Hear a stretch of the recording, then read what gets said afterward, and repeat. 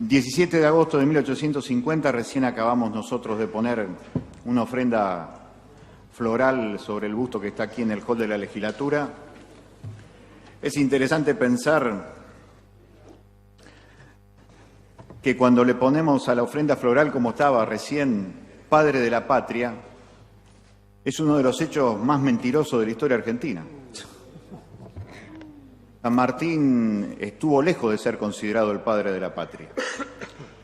Siempre cuando hablamos con las chicas y los chicos en las escuelas primarias, en la secundaria, como pasó ayer, en la comunidad de María Luisa, en el departamento de Las Colonias, empezamos diciendo esto.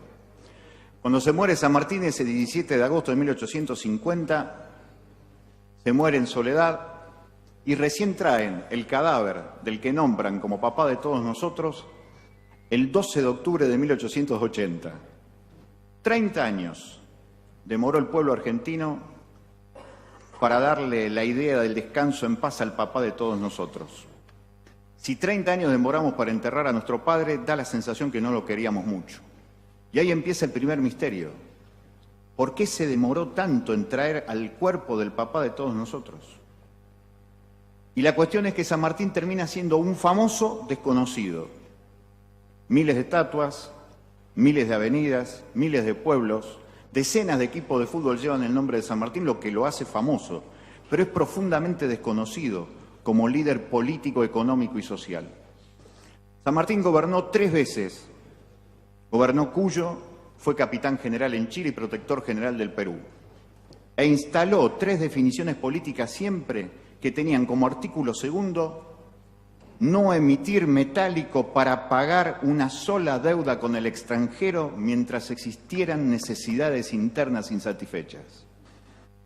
Artículo 2 en Cuyo, artículo 2 en Chile, artículo 2 en Perú.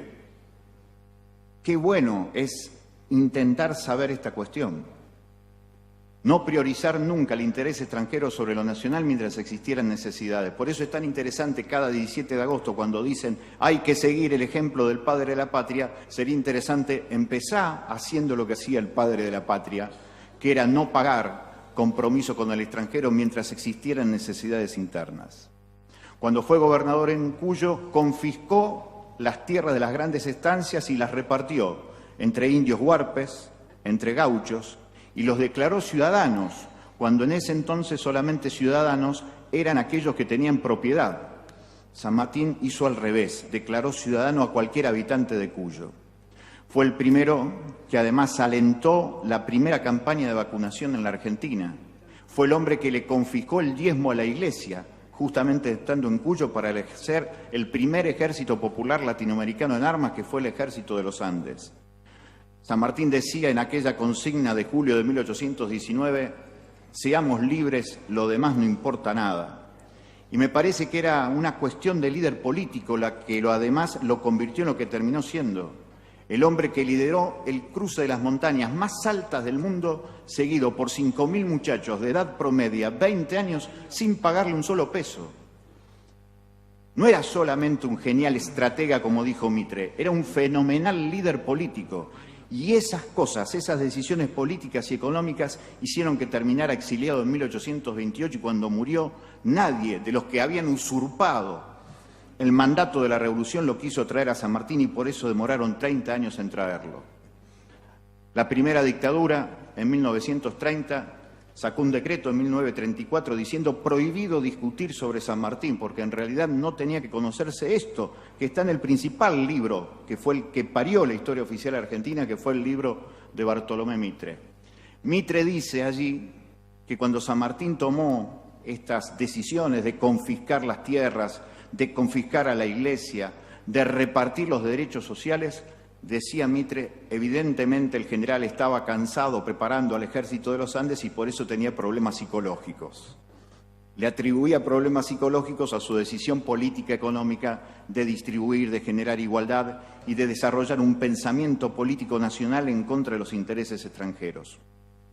Por eso ayer, cuando estaba en el jardín de infantes de esa escuela de María Luisa, estuve muy feliz porque los chiquitos de 3 y de 4 años junto a sus maestras le hicieron una canción a San Martín y decía, él se enojó porque quería ser libre. Qué cosa maravillosa que las chicas y los chicos de 3 años la tengan tan clara. Cuando uno no es libre, cuando uno sufre la dependencia de no poder tener lo propio porque está en manos ajenas, hay que enojarse. Las chicas y los chicos le atribuían esto a San Martín. Líder político desconocido porque lideró a miles. Un hombre que pensaba la economía desde abajo y no desde arriba. Alguien que pensaba lo propio desde la patria grande y no de la patria chica. Por eso, los 17 de agosto, generalmente, le ponemos una ofrenda floral en lugar de decir cuáles de sus pensamientos políticos económicos están en pleno desarrollo para cuestionar el presente que hoy tenemos en la Argentina. Y por eso siempre viene bien revisar la historia para saber a qué distancia estamos de aquello que alguna vez soñamos y por qué no se cumplieron los sueños y tenemos tal vez más pesadillas que sueños realizados en el presente. Se van colando distintas fechas en estos días, como bien decía el diputado Egiman, y creo que uno de los recuerdos fundamentales es el golpe contra Arturo Illia, el 28 de junio de 1966, 51 años atrás, porque también en Illia hay luces y sombras, porque claramente desde un pensamiento del peronismo se va a decir que Illia asumió con la proscripción del peronismo, pero más allá de eso, incluso de la virtud de Arturo Illia de terminar más pobre de lo que había ingresado como presidente, hay que destacar lo que hizo en vida y lo que hizo en ese gobierno, porque esos cuestionamientos son reales. Pero también hay 2 o 3 elementos muy importantes en ese gobierno. Primero eso, de pagar la deuda externa de acuerdo a lo que realmente se le había dado al pueblo. En eso fue señero. También le dijo que no a Estados Unidos cuando Estados Unidos lo quería mandar a la Argentina a la guerra en otro de los tantos lugares donde inventaba el negocio Estados Unidos. Ahí también fue señero el gobierno de Illia. Y el otro hecho que es interesantísimo, más que nada por el presente, por lo que está pasando hoy con la cuestión de los medicamentos, es la modificación hoy en el presente, 51 años después del golpe contra Illia, de que todas las multinacionales hoy farmacéuticas en la Argentina tienen la posibilidad de reducir los días para producir experimentos con sus medicamentos antes de ponerlo en los lugares de venta en la farmacia, con lo cual incluso algunos ya tienen la posibilidad de meter directamente los medicamentos sin ningún tipo de análisis por la Administración Nacional de Medicamentos, Alimentos y Tecnologías Médicas. Eso es, en definitiva, el triunfo de aquellos que decidieron el golpe contra Illia, aquellos que disfrazado detrás del Club de París impusieron los intereses de las multinacionales contra la ley Oñatibia, aquel hombre que había producido aquella idea que hasta el día de hoy parece una quimera, que los medicamentos sean un bien social y un derecho humano accesible al pueblo y no un bien mercantilizado como el que tenemos hoy. Por eso Illia también forma parte del presente, no solamente forma parte del pasado. Los que hicieron el golpe contra Illia son los que hoy celebran esta libertad que le da el gobierno nacional para poner los precios que se le antojan a los medicamentos y experimentar incluso con los chicos argentinos como pasa hoy en esta Argentina de 2017. El otro recuerdo tiene que ver con la fecha de hoy, 29 de junio de 1935, en un sótano de calle Lavalle, en Capital Federal, se formaba Forja, la Fuerza de Orientación Radical de la Joven Argentina. Somos una Argentina colonial, queremos ser una patria independiente, decía aquel primer manifiesto de Forja. Había radicales, socialistas, y después ellos hicieron el puente entre los 2 movimientos nacionales del siglo XX, del radicalismo al peronismo. Aquello de Forja generó ese primer documento extraordinario que fue Política Británica en el Río de la Plata, en donde de la mano de Raúl Escalabrini Ortiz, un hombre que venía del marxismo y que se enamoró y descubrió lo nacional, empezamos a descubrir que la Argentina, por traidores propios, tiene más lo propio en manos extranjeras que en manos propias. Forja forma parte de un compromiso de militantes, de dirigentes políticos que siempre trataron de ir hacia lo popular, no de quedarse marginados, trataron de ir hacia lo popular, y eso me parece que es una señal también para el presente. Hoy, hace mucho tiempo atrás, el pueblo de la provincia de Santa Fe sangró y soñó por lo que empezaba un día como hoy declarándose la independencia un año antes que en Tucumán. Hoy, 29 de junio de 1815, en Arroyo de la China, más conocida hoy como Concepción del Uruguay, declarábamos la independencia de los santafesinos. Los santafesinos, los entrerrianos, los correntinos, los misioneros, los cordobeses, declarábamos la independencia un año antes que Tucumán. Formábamos parte de ese gran sueño colectivo inconcluso que fue el artiguismo, la Liga de los Pueblos Libres. Declarábamos la independencia y por eso fuimos invadidos por tropas de Viamonte, por tropas de Ocampo. Rosario fue incendiada por las tropas de Balcarce. Esos 3 nombres tienen hoy calles, en Rosario, Santa Fe. Los que nos invadieron, los que nos incendiaron, están glorificados en la calle, en la vida cotidiana. ¿Por qué? Porque la historia se impuso desde Buenos Aires. Pero Santa Fe sangró por Artigas. Nosotros declaramos la independencia un año antes y por eso no estuvimos en el Congreso de Tucumán, porque ya la habíamos declarado. 3 momentos, decía Artigas, que había que tener en cuenta para la felicidad del pueblo. 3 momentos, no uno después de otro, sino en esta sucesión. Independencia, igualdad y seguridad. En tercer término, la seguridad. Si no hay independencia y no hay igualdad, el día del arquero vamos a tener seguridad. La seguridad, entonces, ¿de qué depende? Para Artigas, por aquel que sangró por primera vez el pueblo santafesino, primero independencia y después igualdad. Y después recién seguridad.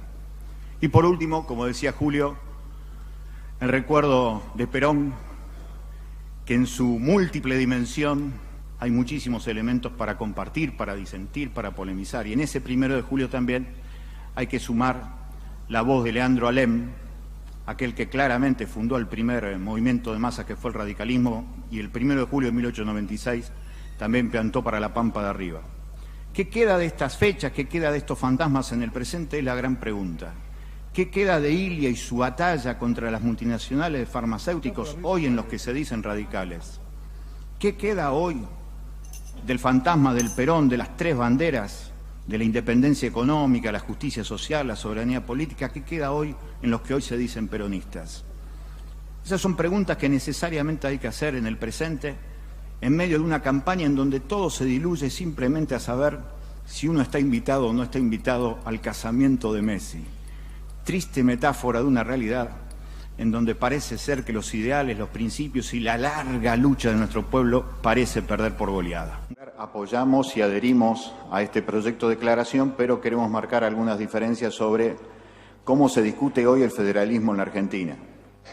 Nos da la sensación que en Buenos Aires hay cada vez mayor concentración y extranjerización de riquezas, y pedirle al gobierno nacional, como se pide a partir de esta propuesta que hace el gobernador de la provincia, que en 2 años se paguen 15.000 millones de pesos a razón de 7.500 millones de pesos por año, es una propuesta que tiene que ver con estas palabras que recién se utilizaron, racionalidad, buen criterio y demás.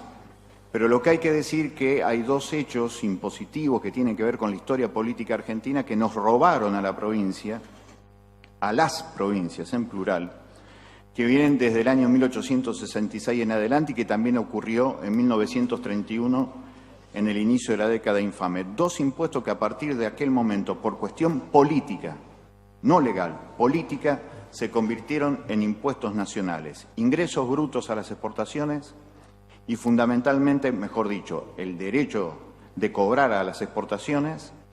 Eso fue el 12 de septiembre de 1866 acá, en la Casa de Gobierno, en el Cabildo, en el viejo Cabildo de Santa Fe. Y luego, en 1931, lo que fue el impuesto a las ganancias, que hasta ese momento era atribución de las provincias. Aquellas fueron decisiones políticas que estaban enmarcadas en el primer término, la cuestión de los derechos a las exportaciones, por la Guerra del Paraguay.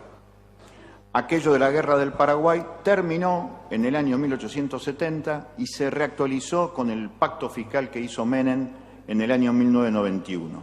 Nos parece fundamental que si queremos realmente discutir la cuestión de lo que significa lo que Buenos Aires se relaciona con las provincias, no sería malo intentar que mientras tanto el gobierno de la nación se toma el tiempo que quiere para pagarnos la deuda, se podría tratar de hacer, como está haciendo la provincia de Misiones, de cobrar los derechos a las exportadoras, tal como está ocurriendo, insisto, en la provincia de Misiones.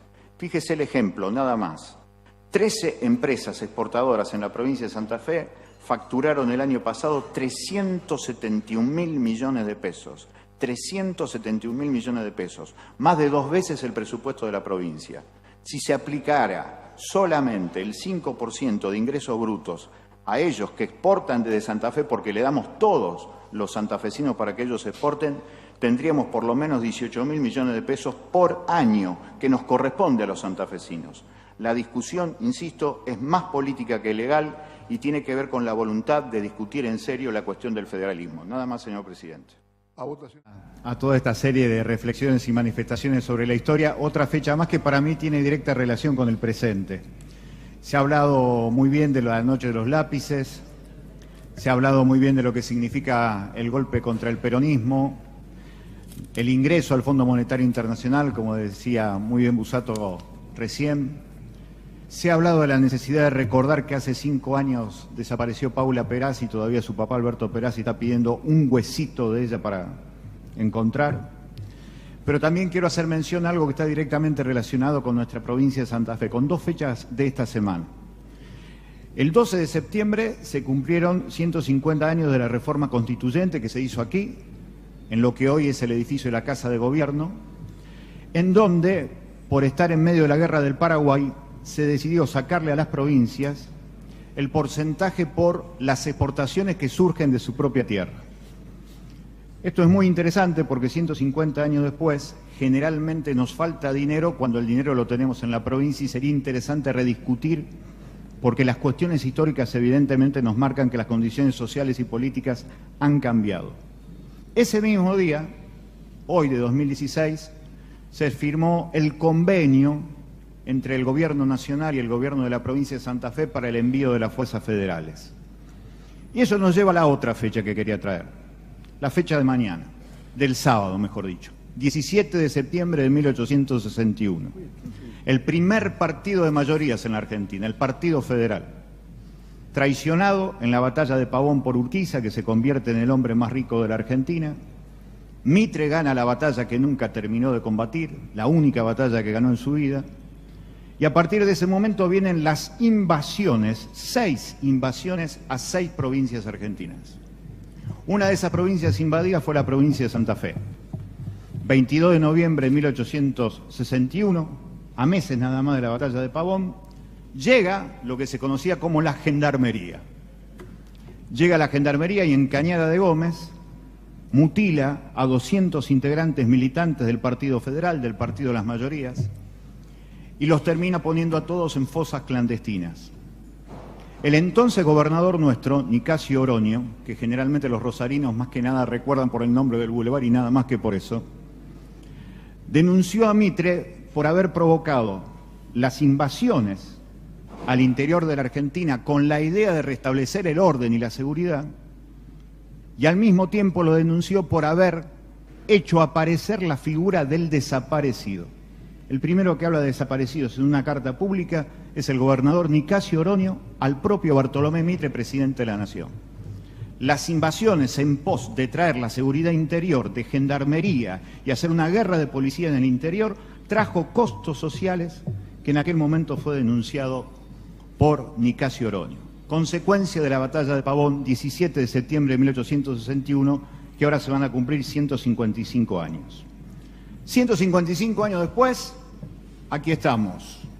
De acuerdo a lo que denunciamos en esta propia legislatura, se aplica el decreto 228 del macrismo del 21 de enero pasado, en donde, por la emergencia en seguridad nacional, nos viene a dar supuestamente un respiro en seguridad, una de las fuerzas de seguridad más corruptas de toda América Latina, como es la Gendarmería Nacional. Hay que ver los índices de lo que significa el crecimiento exponencial de la cocaína que ingresó a la Argentina por las fronteras que debe cuidar Gendarmería. En el año 1997 había sido el récord en aquel momento de tonelada de cocaína que habían ingresado. 51 toneladas de cocaína habían ingresado. En el 2014 ingresaron más de 110 toneladas. ¿Quién cuida la frontera? Gendarmería Nacional. La idea de la Gendarmería Nacional metidas en las provincias es la idea que ha desarrollado desde hace años Estados Unidos en Colombia, en México y en Brasil. Nosotros, con el recuerdo de Pavón, lo que ponemos en evidencia es que el federalismo es solamente una palabra que ocupa un lugar en el diccionario y que además hoy el Poder Nacional lo que nos hace, como hizo en Cañada de Gómez después de Pavón, es meternos las ideas de las fuerzas nacionales fundamentalmente para el control social de nuestras juventudes y para hacer lo que se hizo después de Pavón, aplacar cualquier movimiento que vaya en contra de lo que políticamente dicta e impone Buenos Aires para todo el país. Como siempre decimos, el pasado sigue abierto en el presente. Pavón se ha reflotado nada más y nada menos que con el acuerdo del lunes, que más allá de la expectativa popular, lo que hay que decir con absoluta verdad, que la Gendarmería Nacional es tan o más corrupta que la Policía Provincial. Y ver en Rosario lo que sucedió con Gendarmería en los 2 primeros meses, en donde hubo sensación de tranquilidad, después se completó en los barrios con que Gendarmería terminó cobrando peaje más caro que la policía para vender drogas allí en esos barrios. Poner expectativa en eso es, insisto, repetir lo que significó Pavón en la historia argentina. Nada más, señor presidente. Diputado Elfrade, tiene uso de la palabra. Sí, señor presidente, es para hacer manifestaciones sobre lo que está pasando con la realidad de lo que sucede con los puertos de la provincia de Santa Fe, en vinculación directa con lo que recién había erróneamente comenzado a expresar. Hay una modificación de la reglamentación para la actuación del Servicio Nacional de Sanidad y de Seguridad Agroalimentaria del SENASA de febrero de este año 2017, en donde se expresa que el SENASA deja de auditar, deja de controlar todos los embarques que lleguen a los puertos de la provincia de Santa Fe y todo lo que llegue a los puertos nacionales. Esto significa para la provincia de Santa Fe que el SENASA va a terminar solamente auditando el 5% de las cargas que lleguen a los puertos, fundamentalmente a los puertos de la zona sur de la provincia de Santa Fe. De tal manera, el Estado Nacional lo que decide a partir de esta resolución 37 del año 2017 es privatizar este servicio de control de embarques y de desembarque que se va a producir en la provincia de Santa Fe, con lo cual hay un riesgo de pérdida de trabajo de aproximadamente de 250 trabajadores.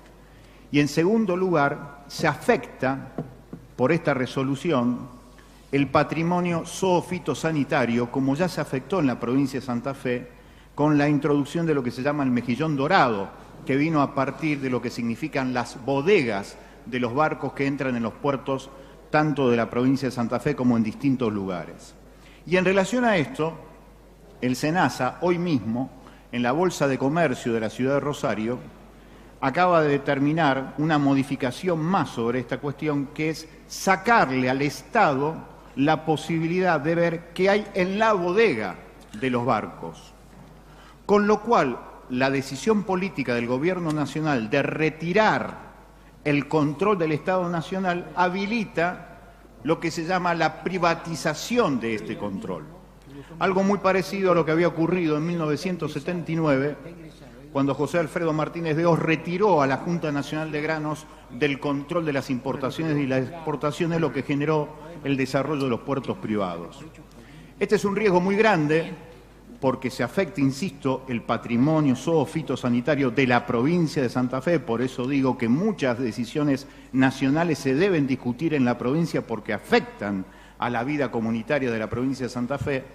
Se privatizan los servicios de control, con lo cual se le da a los dueños de los puertos privados que se auditen a sí mismos, con lo cual se le hace un ahorro de 1.100 millones de pesos a las terminales que hoy manejan, casi todas las terminales, especialmente en la zona sur de la provincia de Santa Fe.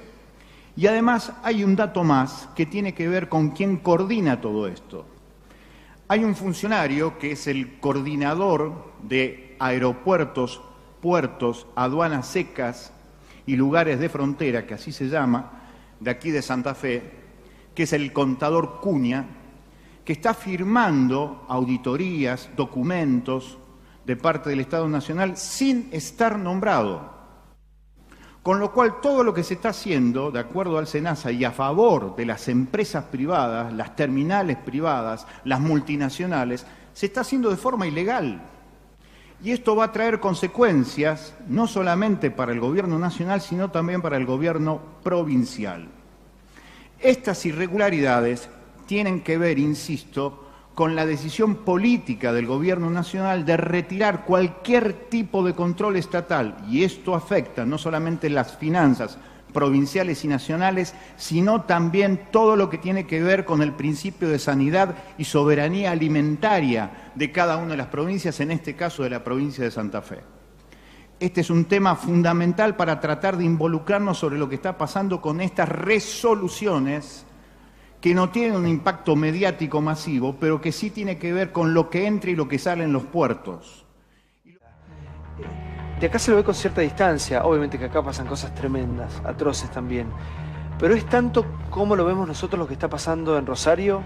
¿O es más algo potenciado por los medios, como dicen algunos? A mí lo que me parece que es necesario decir, primero esto, los que somos rosarinos, decir narco Rosario nos duele mucho.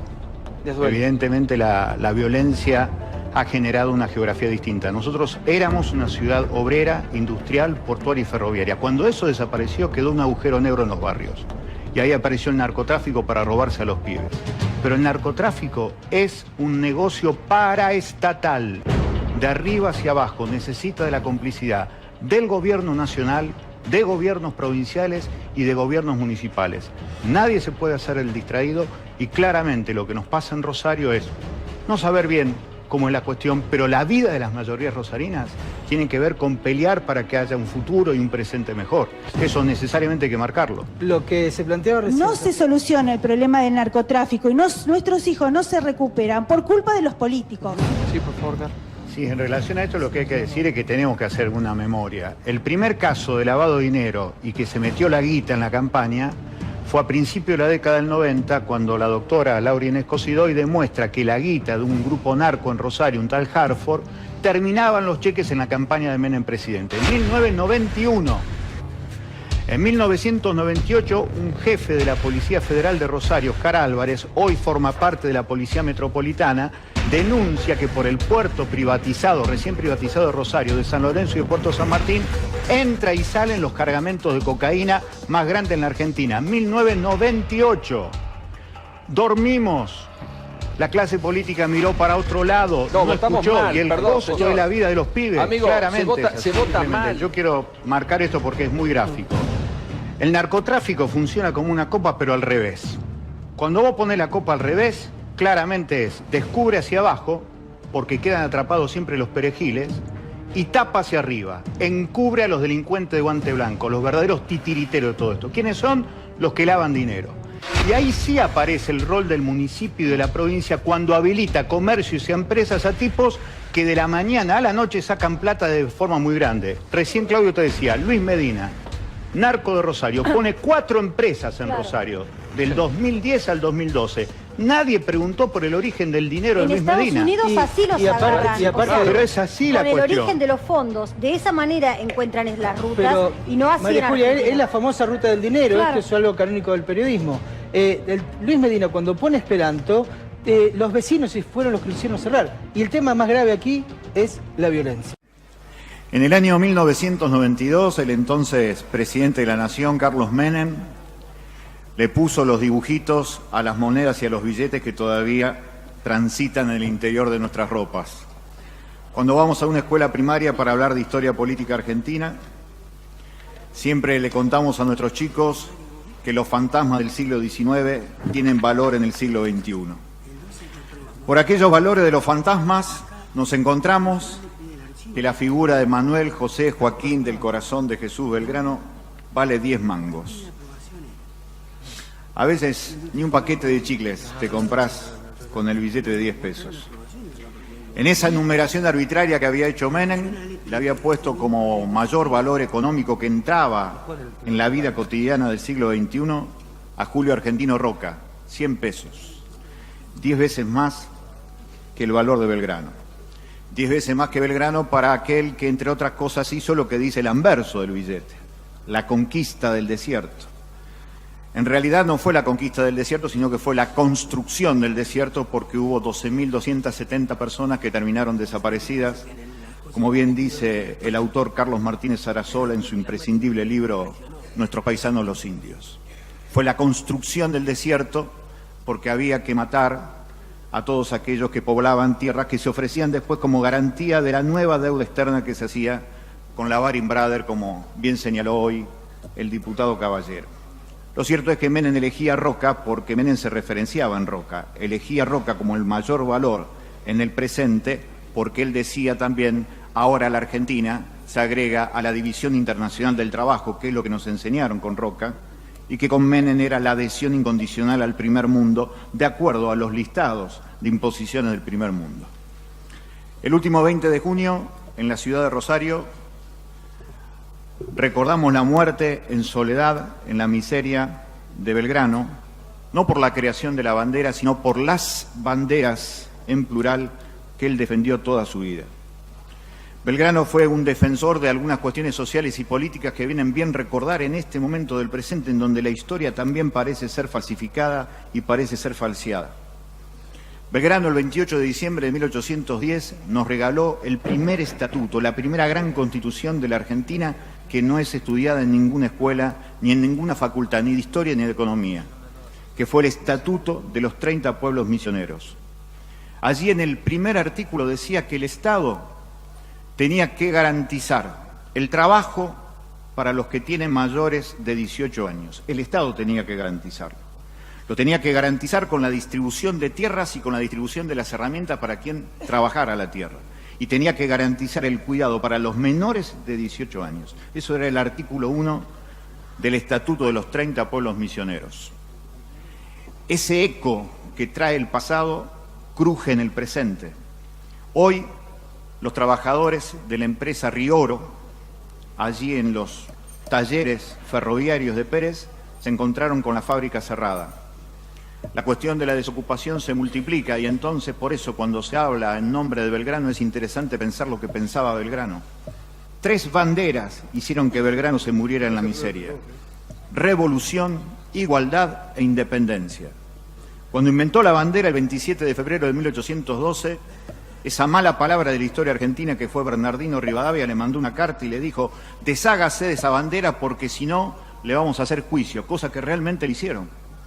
Y Belgrano contestó: voy al frente de 1500 desesperados que no tienen en qué creer, le tengo que dar algo en qué creer. Y allí inventó la bandera como símbolo de esperanza para los desesperados de aquel momento.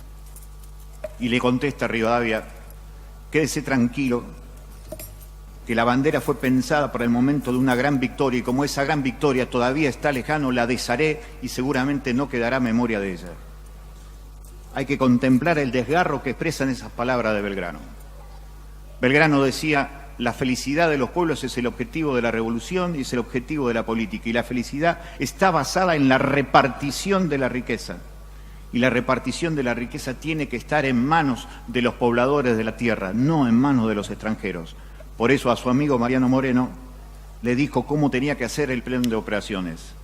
Y Moreno escribió en el plan de operaciones: para ser felices hay que descontentar a aquellos que poseen riquezas acumuladas en pocas manos, porque la acumulación de riquezas acumuladas en pocas manos funcionan como el agua estancada que pudren a todos los demás sectores sociales de la vida en comunidad.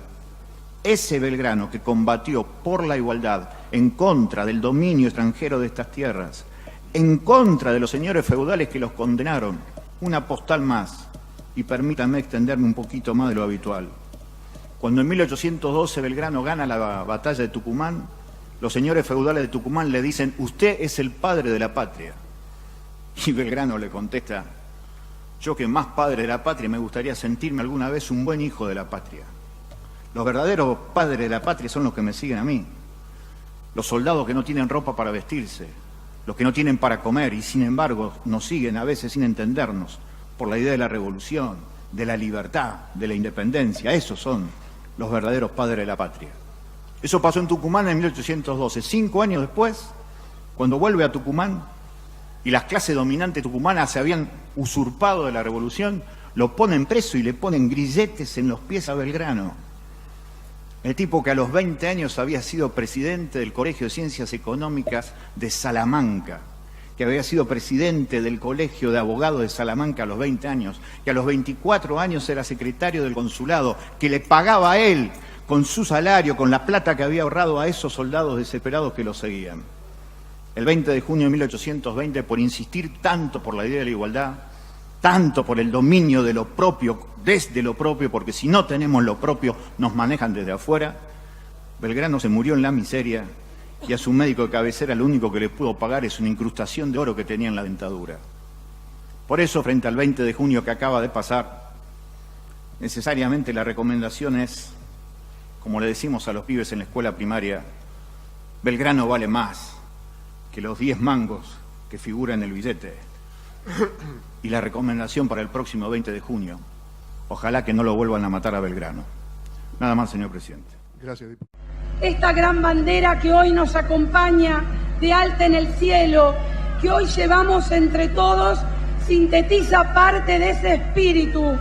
Se imaginó y soñó desde aquí y creció durante más de 10 años con una pasión que superó todas las distancias y todas las fronteras internas.